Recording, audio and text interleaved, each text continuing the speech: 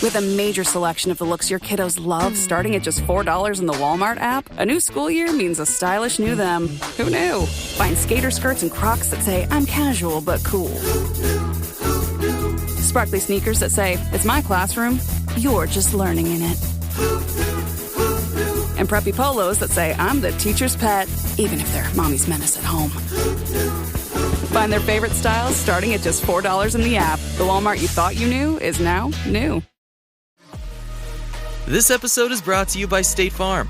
Life gets easier with great assists, and State Farm is here to dish one your way. Get in touch over the phone or on the app to get the teammate you need. State Farm with the assist. Like a good neighbor, State Farm is there. Coverage options are selected by the customer. Availability and eligibility vary by state. Gatorade is the #1 proven electrolyte blend designed to hydrate better than water. So you can lose more sweat and raise your game. Gatorade, is it in you?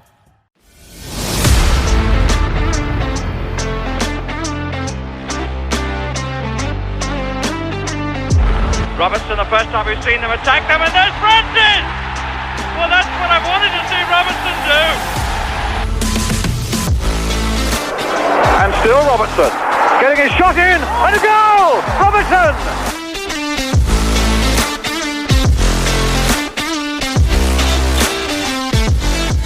Coming up on the show this week, the new season is almost here and it's time for our season preview and predictions. What does the season hold for the Tricky Trees? Will they be fighting for a Champions League spot or facing a relegation battle? We will answer that and lots more in the Tricky Talks podcast. So we've got the whole gang with us this week, and that's because of the season predictions and preview for next season. So Kate, how are you? I'm all good, thank you. Good. Yeah.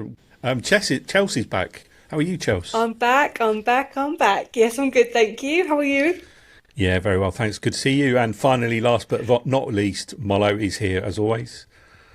Good to see you. As the only person who hadn't got any predictions right in the last pod, your penalty shootout prediction and the Gibbs White prediction, I'm just going to say hello.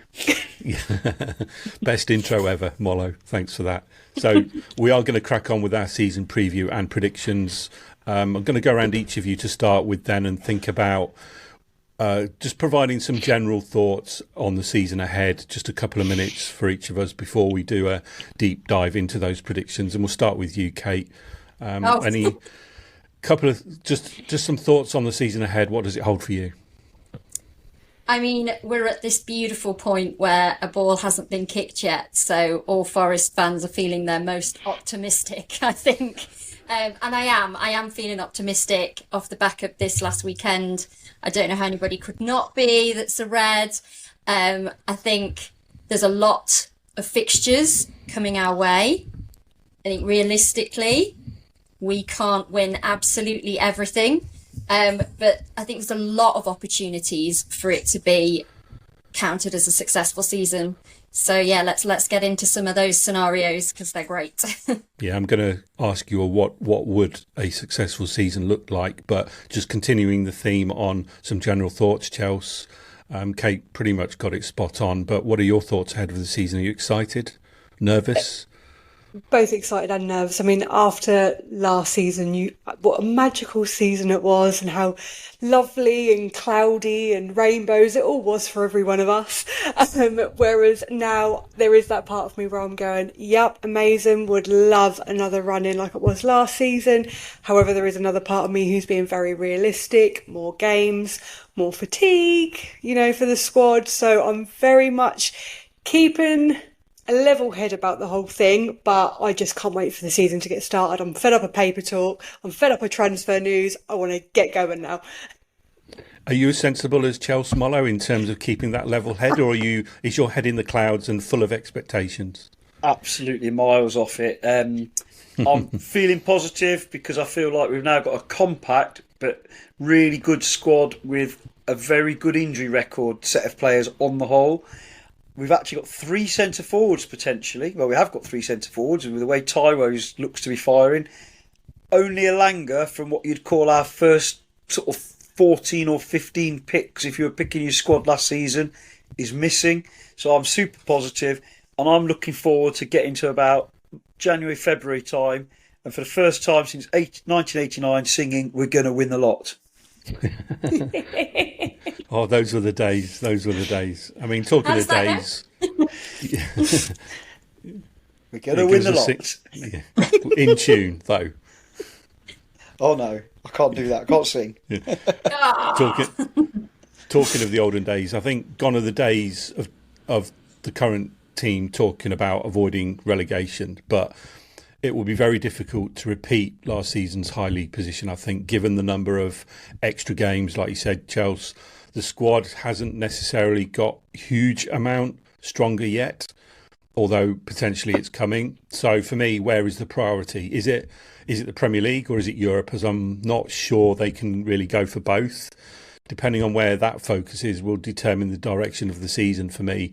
It's almost like they will have to choose which one is the priority. For example, are they prepared to try and win the Europa League or whichever European competition they're in, but realise this is likely to impact their final league position, as we have seen with the likes of Newcastle and Villa, who have been impacted in the league with their participation in European competition. So for me, that's kind of where I stand.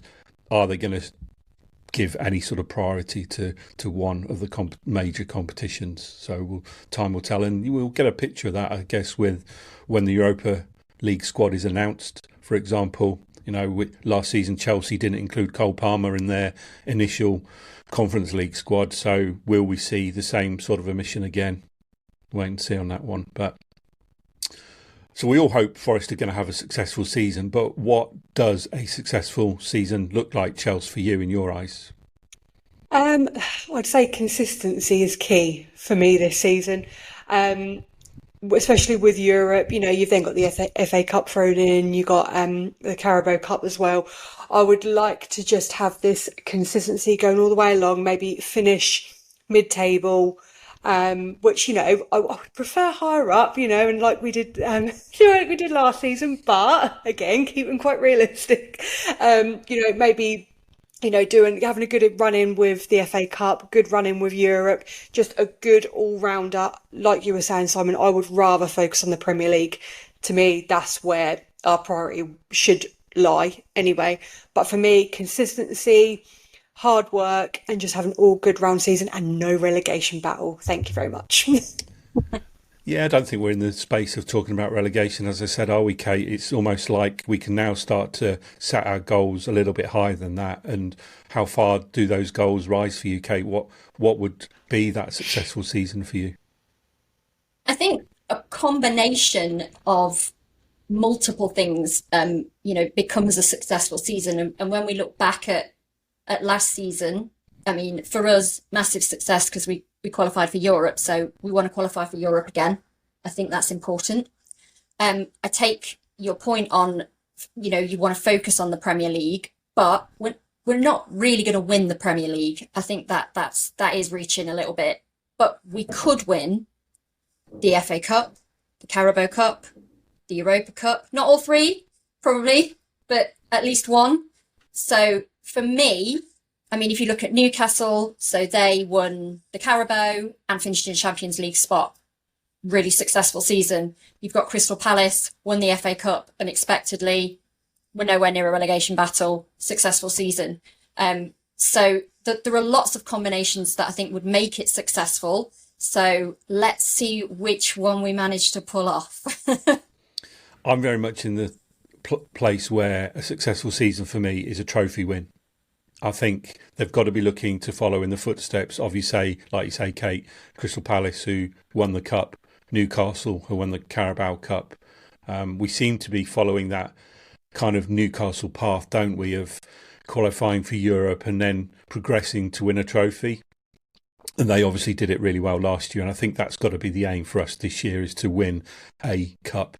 You're right. I don't think we're going to be winning the Premier League, with all due respect. That's not a goal that should be realistic, I think. But a cup win is. And I don't mind which cup it is. I think any cup win at this stage would be great. Obviously, we came close last season in the FA Cup, of course. So we've got 3 different cups to enter this season, and I'd like to think that they would progress really well in at least one, obviously, if not more. So that for me is the end goal for this season, is to try and get a trophy win to continue that progression.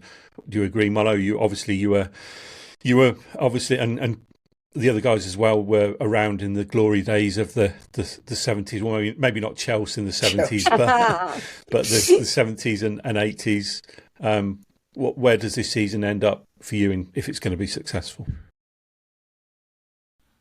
Similar to you guys, apart from I think we should never be complacent about the relegation fight, because ultimately a couple of key injuries like at centre half and you can drop back into it. And whilst I agree Palace weren't in the relegation battle in the last third of the season, they were only hovering around it for quite a while early on, weren't they? So and Wolves, for instance, my idea of a successful season is no relegation fights at any point in the whole season, obviously. And this time next year, singing Europe again, ole ole, ideally Champions League, however that may come about, whether it be winning the Europa if we're in it, or finishing 1st, 2nd, 3rd or 4th or 5th in the league. I honestly don't care. That for me is a successful season.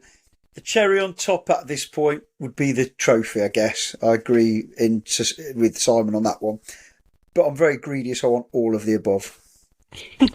Yeah, Paul Taylor of The Athletic put out an article towards the end of last season where he asked Forest fans whether they would prefer a Champions League spot or an FA Cup win.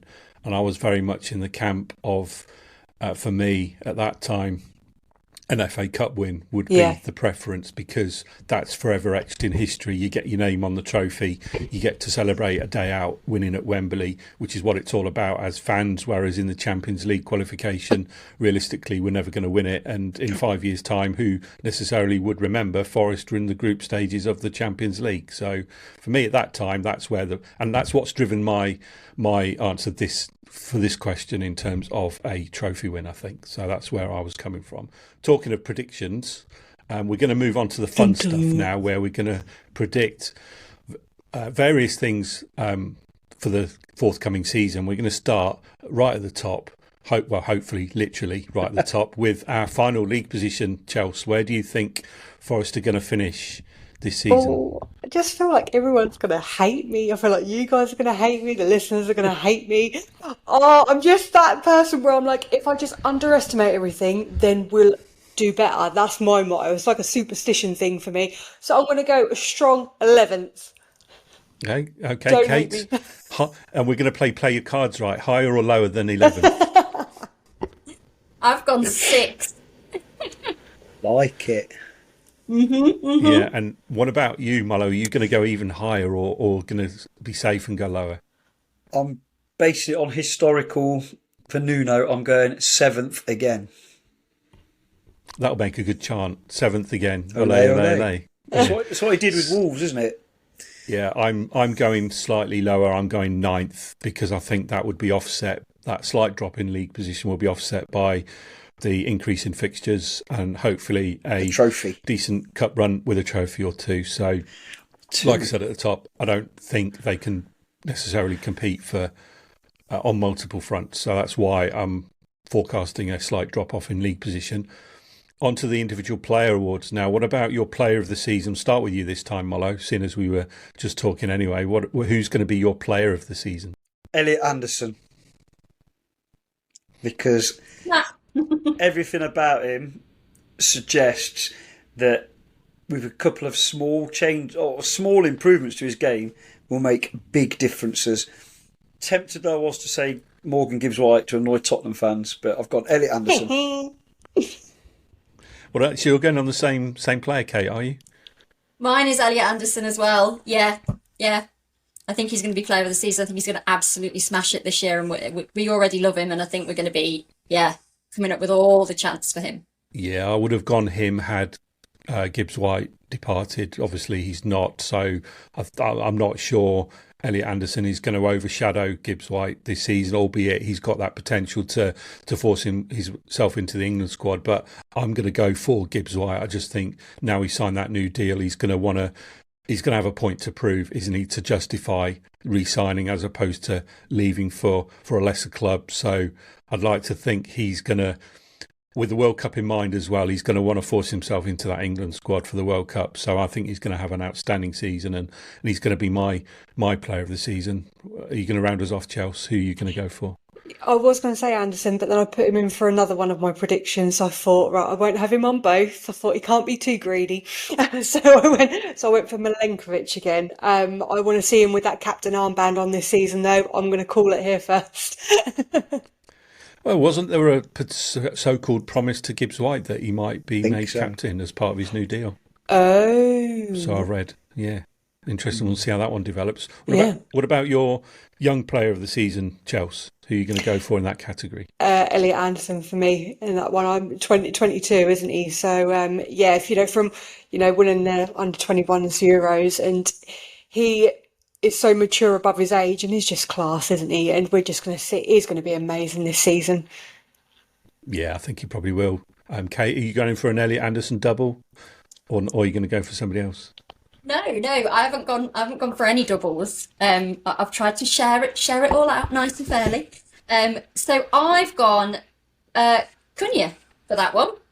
I think everybody's talking about the others a little bit more, of the ones that we've signed. Even the ones that we haven't officially signed yet seem to have a lot more expectation loaded with them. But maybe that little bit of less pressure might mean that he really shines. And let's be honest, our defence are absolutely outstanding. So he is about to have a masterclass playing with these people. So why not? Yeah, Cunha. Do you think he's going to play enough games, Kate, to justify that award? I mean, that is a good question. I anticipate he's not necessarily going to start a lot of games, but I'm hoping he's going to really grow into the season, and by the end, we're all going to be talking about him.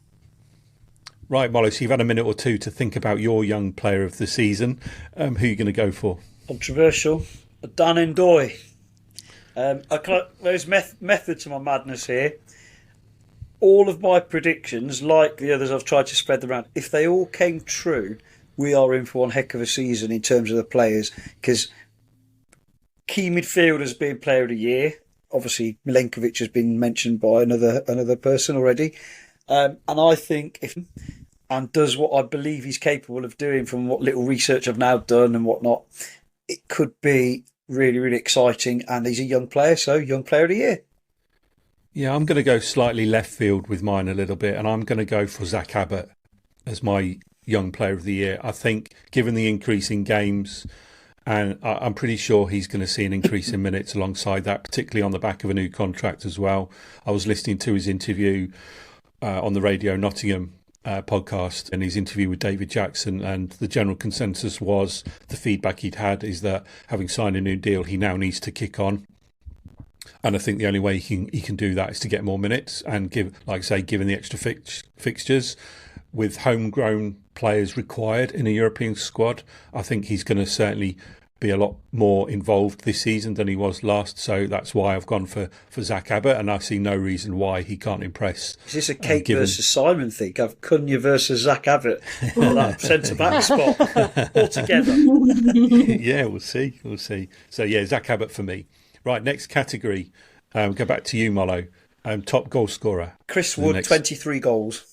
You think he's going to increase on last season's 20? 23 league goals, should I say? Okay.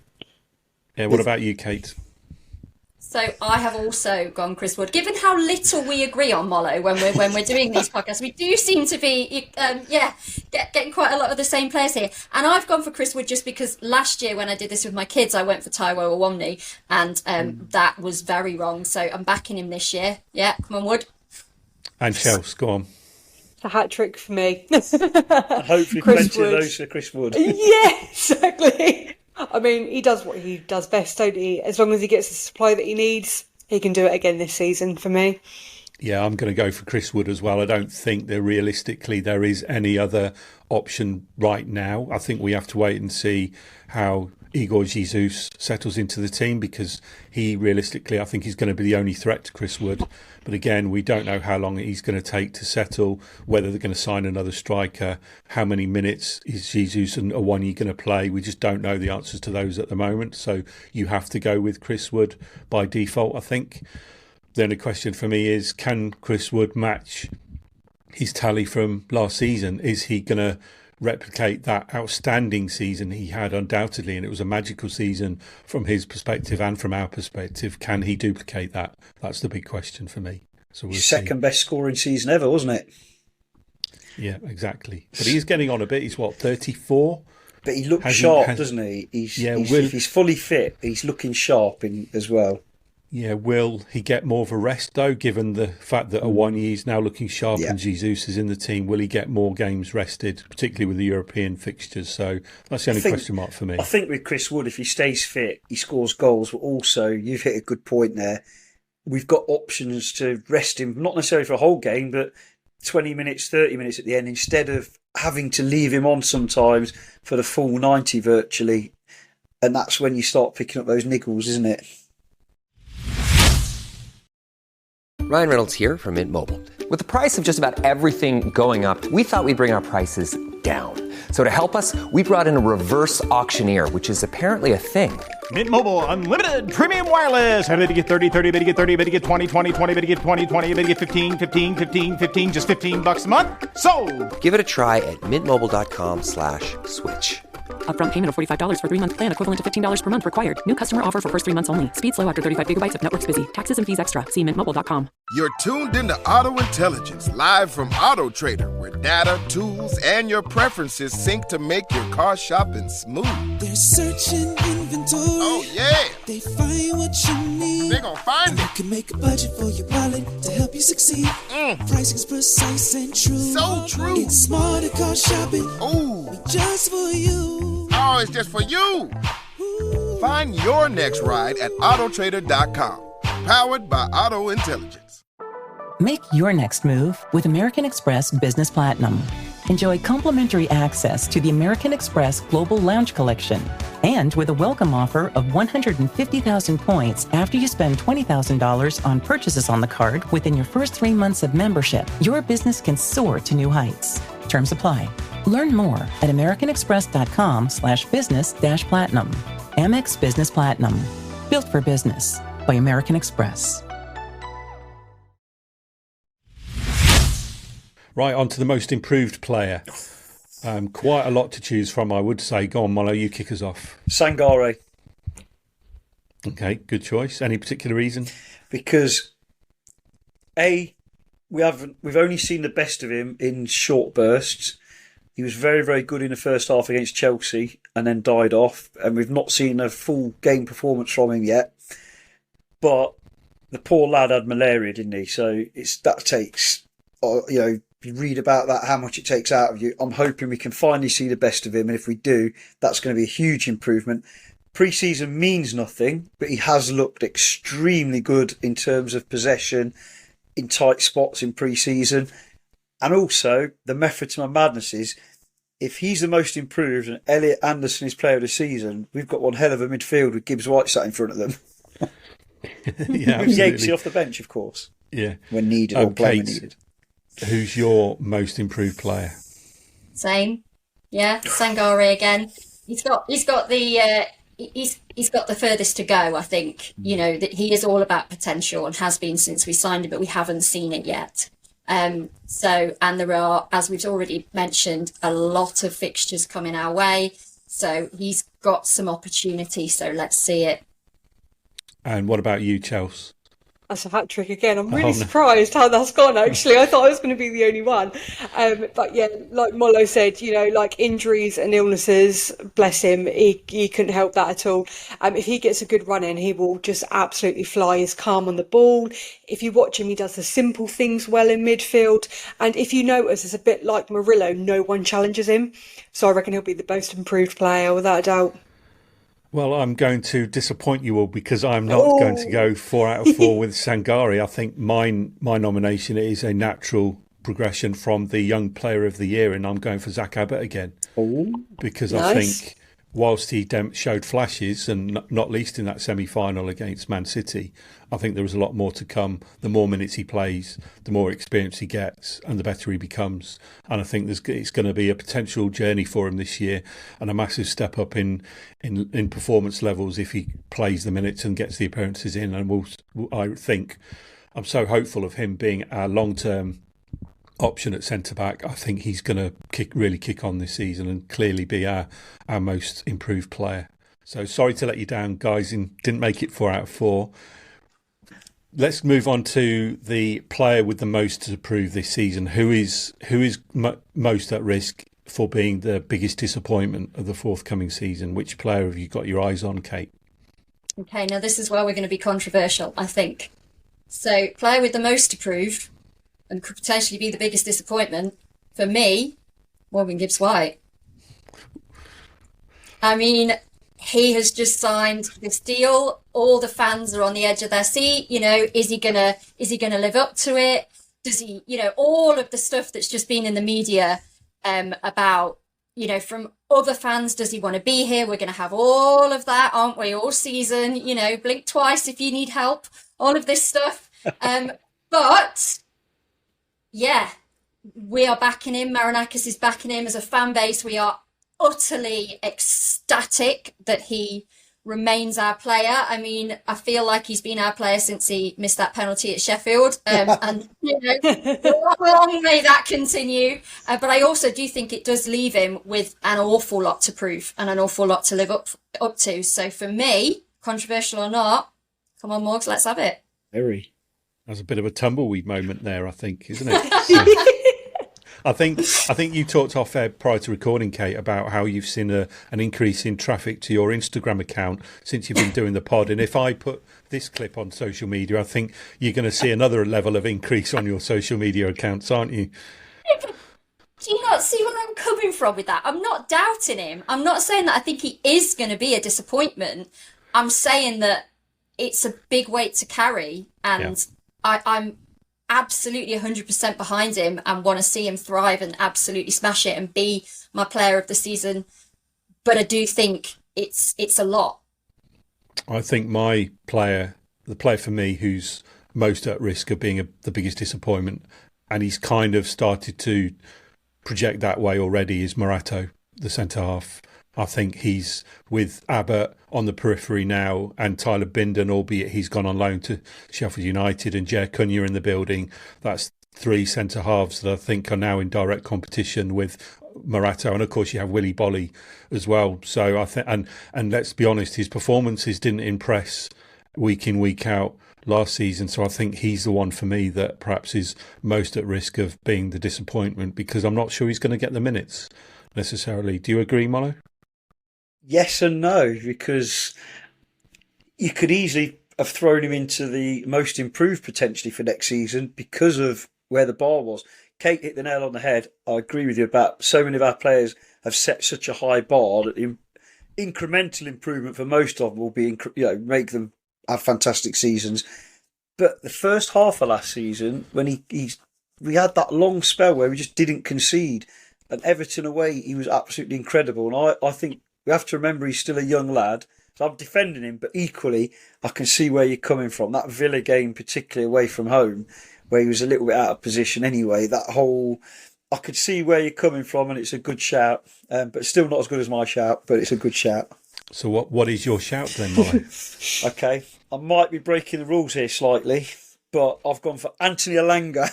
Biggest disappointment, 55 million, and he's going to see Forest finish above his team and destroy them. Yeah, and I'm not backing down. I like it. Go on, Chelsea. Are you going for anything similarly controversial or playing it safe? I am going different, but this is not that he will be a big disappointment, but purely based on circumstances. I really want to see Awoni do well. But you just never know whether he's going to be able to, based on circumstances from last season. And his injuries, obviously, that he had as well. He looks very trim. He looks like he's working his socks off, bless him, to get to that level.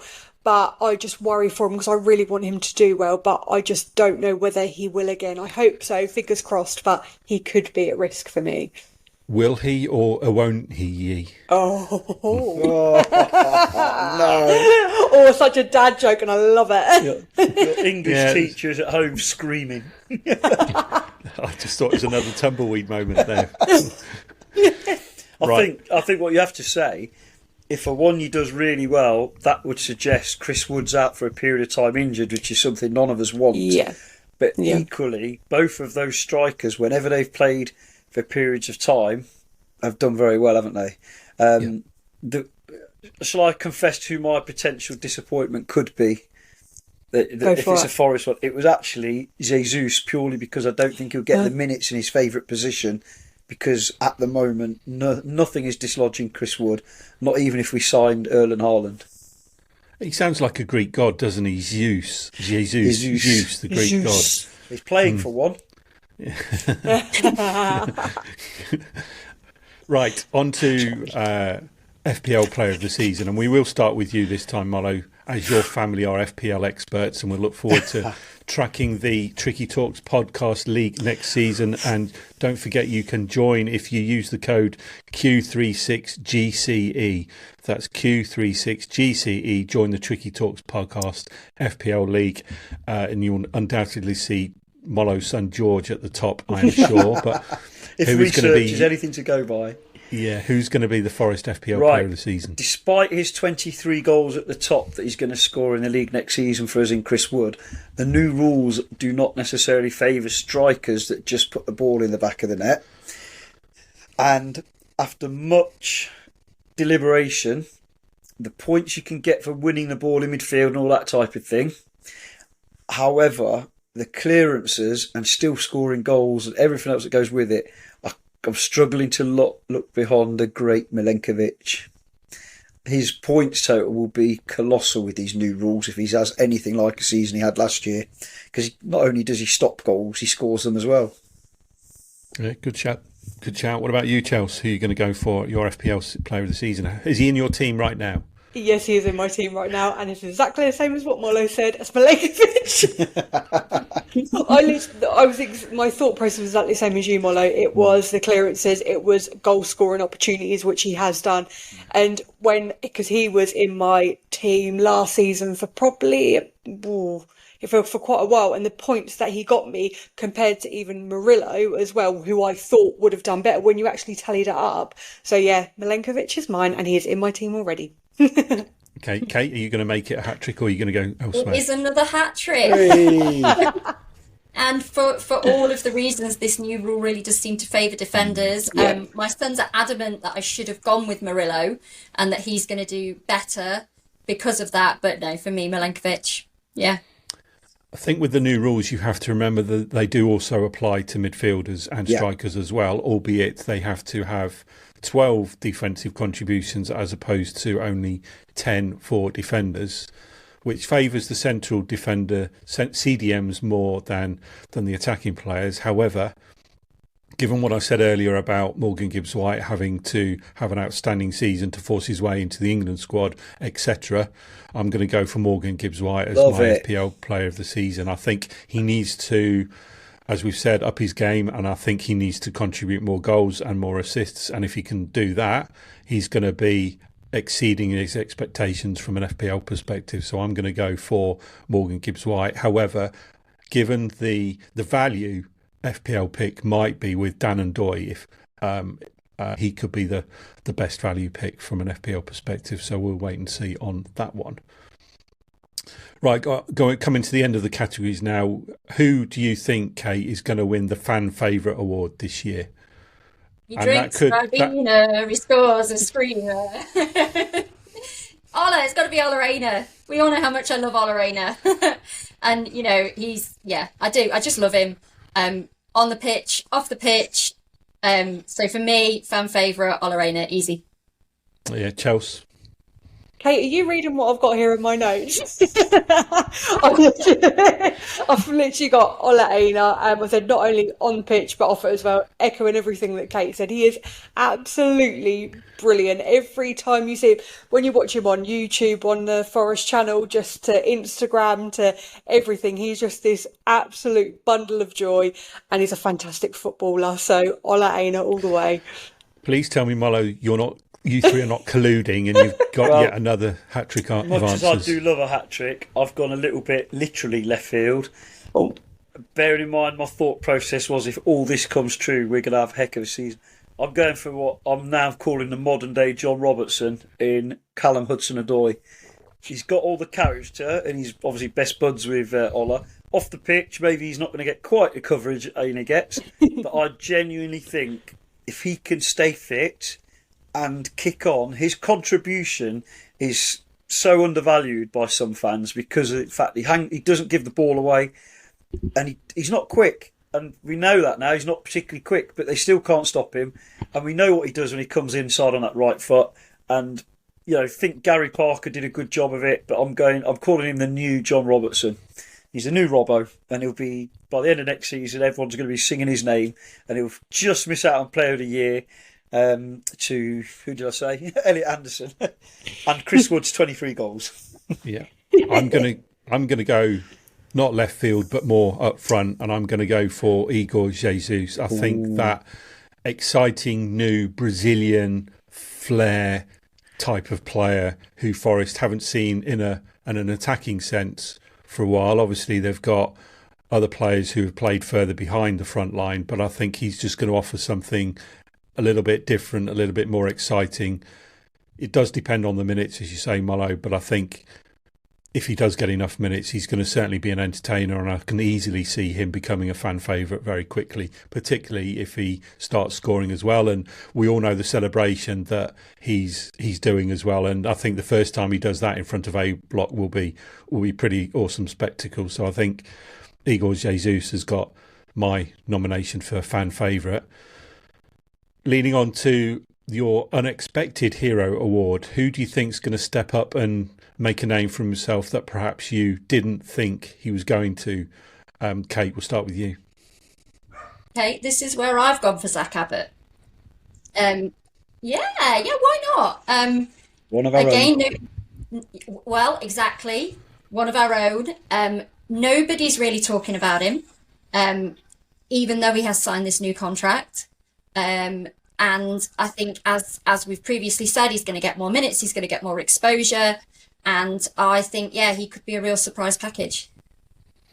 Talking of surprise packages, Mollo, anything that... God. Sorry. I don't know what that means. I'm just... Whatever you want it to mean, Mollo. Whatever you want it to mean. Who is your unexpected surprise package or your hero? I've gone very specific here. So it's not someone that's going to play very much, but through some weird circumstance, they're going to be there in the Europa final and they're going to save a penalty to win the game for us, either on a penalty shootout or in the game. And it's going to be Carlos Miguel. It's going to become a cult hero because that 6'9", whatever it is, frame is going to fly across, push the ball away, because Sells has obviously maybe been injured or something, and it's all going to finish okay. Yeah, as like we it. lead into the Champions League. Yeah, fairy tale storyline. Chelsea, have you got any fairy tale storylines, or are you going to be more basic? No, I have got a fairy tale storyline. This comes from this comes from the guilt that I had about putting Awoni as the most likely to disappoint. I'm thinking maybe with Europe, or can you imagine an FA Cup final? And if Chris Wood had to go off and then Awoni comes on, scores the winning goal, can you imagine that as an unexpected hero? That he would go down in Forest history. So Awoni for me, please. Yeah, come on, Awoni. Yeah, let's hope if he does that, he doesn't hit the post. Oh gosh. Oh no. Or take a penalty. Not having that again. Yeah. I'm going to go for Sangare, actually, because I know he's been nominated by a lot of us in other categories, but I think he has got the potential to step up, and it's he must perform this season. Now is the time for him to step up, and if he does, he's the sort of player that would perhaps go unrecognised in his contribution. I know we as Forest fans could potentially easily spot and identify the contribution he makes to the team and how it makes them tick, but I'm not sure other supporters outside of the club or national media types would perhaps recognise his contribution. So I think he can step up and do it silently but effective, which is why he's got my Unexpected Hero Award, because I think it will perhaps potentially go on under the radar. So we're coming to the end of the predictions now, and we're going to do something a little bit different, in that we are going to try and predict how far we will go in each of the cups, the FA Cup, the Carabao Cup, and the European tournament that we are in. So we'll start with you, Chelsea, this time. How far do you think we will go in the FA Cup? Oh, see, I don't want to be a Debbie Downer, but I am going to be, just because I am just that one where I'm like, oh yeah, but if I say that we're going to get to the final, then that's not going to happen. I am that person. I know I am. So I am going to say quarterfinals, but that's because other clubs take it so much more seriously as well. And yeah, I'm just going to say quarterfinals, but I'm not going to be a Debbie Downer on the others. So that's my last one for that. Thank you. Yeah, Kate, are you being a Kate Downer or Debbie Downer?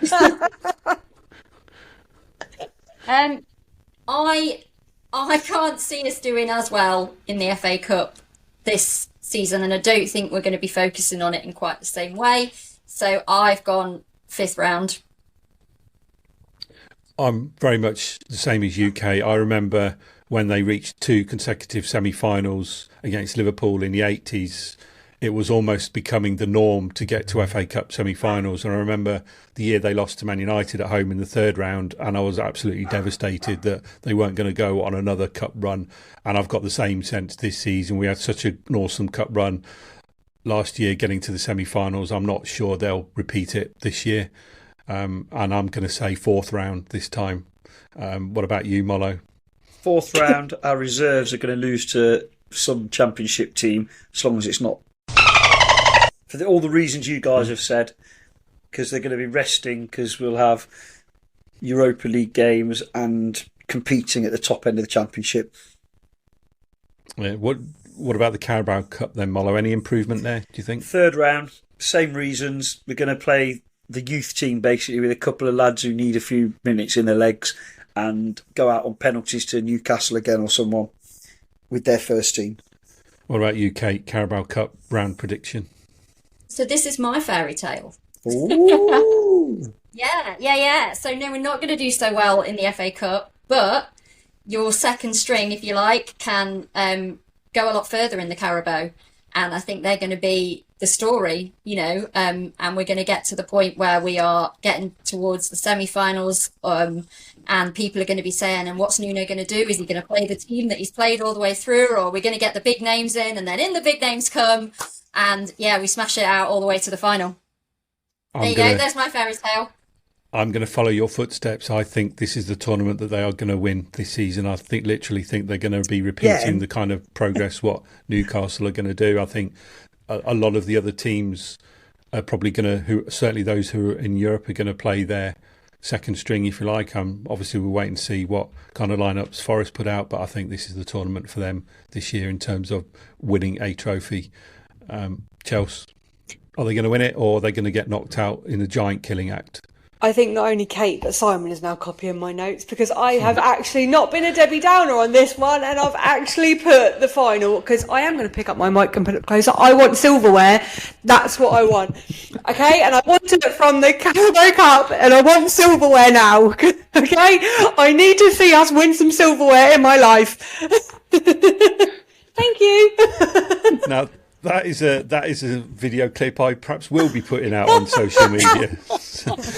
She's throwing a tantrum. Especially when Mollo and myself were doing the Morgan Gibbs White celebration of having to put our fingers in our ears. That one. Yeah. But okay, I like your thinking there. What about the European competitions? It's going to be a hard slog, given that there are 8 group games as a minimum, and if they progress, there are going to be multiple 2-legged games, home and away. Realistically, Chelsea, how far can they get in Europe? Does it ever feel like you're a marketing professional just speaking into the void?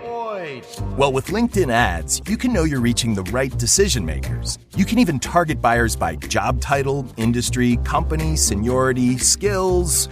Wait, did I say job title yet? Get started today and see how you can avoid the void and reach the right buyers with LinkedIn ads. We'll even give you a $100 credit on your next campaign. Get started at linkedin.com/results. Terms and conditions apply. Hey, this is Bill Simmons from the Bill Simmons Podcast, here to help you make the most of your summer with Michelob Ultra, a superior light beer worth playing for. Play for it with the guys when you're competing to see who can sink more birdies on the golf course, because winning tastes even better with Ultra on the line. Play for Ultra. Fill your fridge with Michelob Ultra this summer. Enjoy responsibly. Copyright 2025 Anheuser-Busch Michelob Ultra Light Beer, St. Louis, Missouri.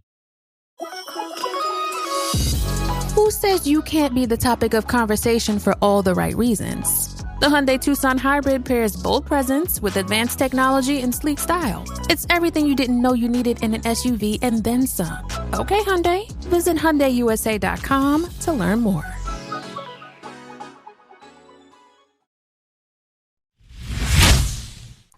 Can I not go realistically? Can I go fairy tale land and say final? I'm going to go fairy tale. I'm going to do it because I can see Mollo shaking his head, and he'll be the head to my heart. So I'm going to just say final, just because I think we're hungry for it. So why not live life dangerously? So Chelsea's got the heart. Have you got the head, Mollo? This time next year, I will be declaring bankruptcy from Istanbul, having travelled all over Europe, watching my boys win a European trophy for the third time in my lifetime. We're going to win that competition and get into Europe again. Champions League, ole ole, winning it in Istanbul. Job done. No doubts whatsoever. We're there. Mollo, yes. And Kate, do you share Mollo's optimism? Absolutely.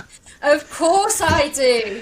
So we are going to absolutely smash the go-ahead Eagles from the Netherlands in a never-ever predicted Europa final. And I'm going to get one of those beautiful half and half scarves just because. Why not?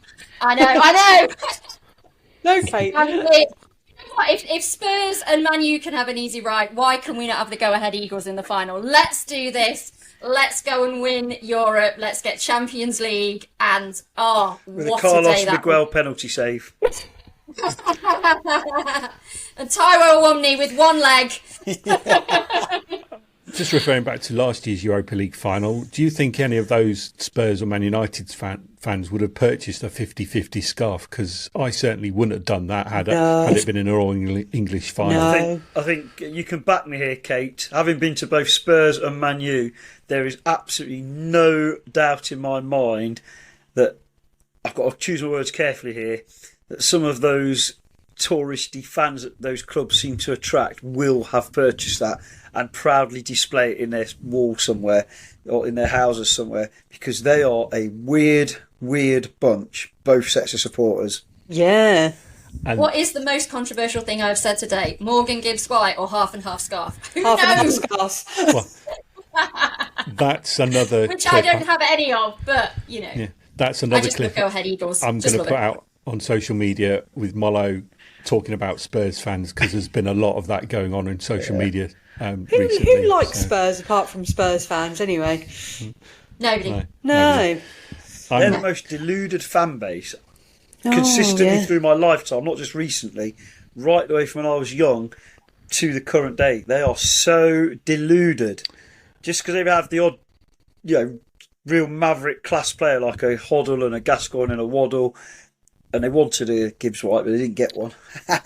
They are so deluded. On that note, I don't know whether you guys remember back in the day, there used to be this song, Tottenham, We Always Beat Tottenham. Do you remember that song? Yeah. Well, it's certainly been the case recently with Marinakis, hasn't it? He should be singing that one, shouldn't he? Yeah. Remember it well when Ian Wome's smashing in the free kicks. Yeah. I was there for that one, actually, as well. We haven't had your European prediction yet, boss.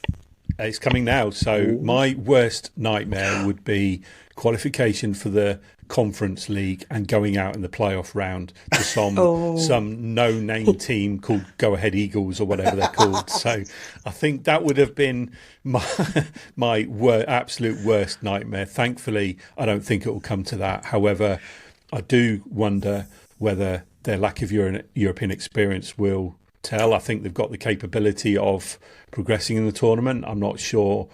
I think last time I saw they were in the second pot of seeds, or was it the third pot of seeds? I can't remember.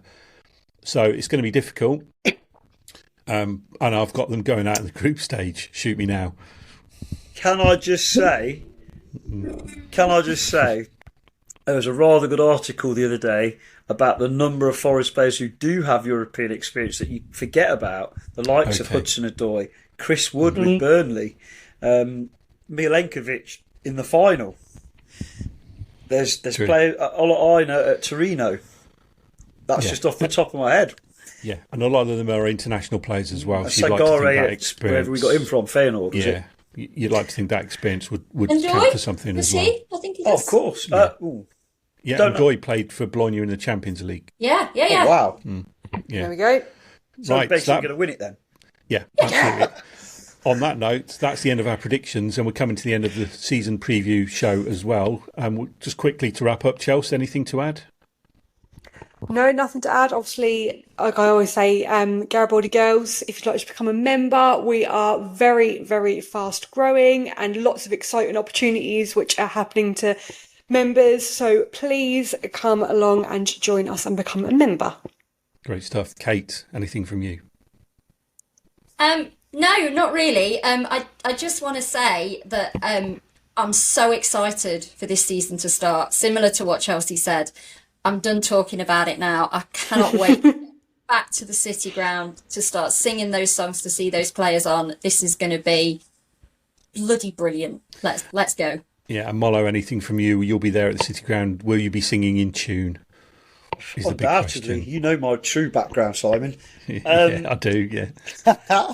In truth, I think it's been a complete 180. I've never been worried, but the signing of Morgan Gibbs-White, and all joking aside, these fun predictions and the things we've said, we are 100% behind every single player and want them to do well. But the signing of Morgan Gibbs-White, I think it's done a complete 180 on how the season feels. And my view is we've got a really slightly higher quality, compact squad. We're going to need some luck with injuries, but then we've got a lot of players who don't normally get injuries. So I'm absolutely buzzing for next season.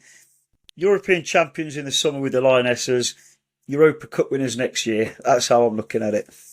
Yeah, go on, Chelsea. I just want to add one more thing. And I'd just like to call my own father out, who I'm trying to get on FPL. And I know he listens to this. He's never done FPL before. And I keep saying I'll install it for him. No, I don't think I've got the time. He's retired. So I would just like to call my own father out that I will be installing that on his phone when he's asleep in the middle of the night, and I will be setting up for him. So I'd just like to call him out because I know he listens to this, so everyone can hear it. It's hard work being retired, you know. Oh, such hard work. So, Kev, if you're listening, Chelsea is going to give you all the Spurs players, all the Arsenal players, all the Man United players. And if you log on and check your phone right now, that is Chelsea who's done that for you. And anyone who's ever played for Ipswich. Yeah. Yes, yeah. And he's lucky that Turner is not in the Premier League. He should have been in goal.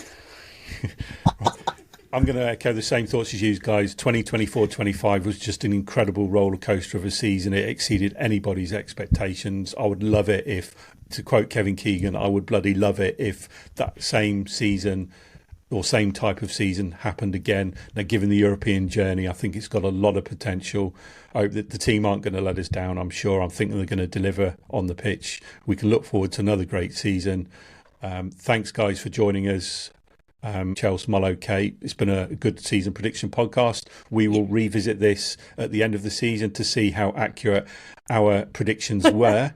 So thank you, guys. For everybody else, thanks again for listening. If you could leave us a 5-star rating and review, that would be pretty awesome. In the meantime, we shall return with another podcast very soon.